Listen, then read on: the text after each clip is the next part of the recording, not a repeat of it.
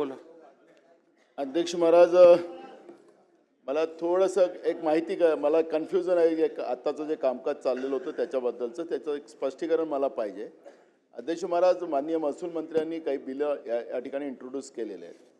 कुठेही आपल्या आजच्या ऑर्डर ऑफ डेमध्ये नाही. तो एक मला स्पष्टीकरण अध्यक्ष महोदय पाहिजे. आणि दुसरं, अजितदादांनी जे आज पुरवणी मागण्या चर्चा मतदानाचे याच्याबाबतचा एक प्रस्ताव आपल्याकडे मांडला आणि आपण त्याला बहुमतानं पारित केलेला आहे. तर याच्यात चर्चा होणारच नाही का? हा दोन गोष्टीचं मला स्पष्टीकरण द्यावं. नाना भाऊ, आपले दोन्ही मुद्दे मला वाटत नाही योग्य आहेत.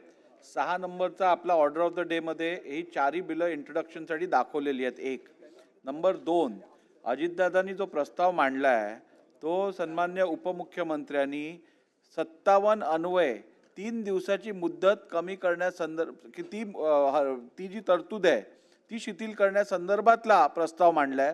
चर्चा होणार नाही, चर्चा आधी घेऊन मुदतीच्या आधी घेण्यासंदर्भात त्यांनी मांडलाय.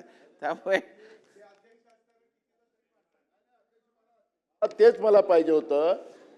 म्हणून आम्हाला महत्त्वाचं आहे की या पुरवणी मागण्यामध्ये सन्माननीय सदस्यांना त्यांच्या मतदारसंघातल्या जे काही मुद्दे असतील ते मांडायचा वेळ मिळतो अध्यक्ष महाराज.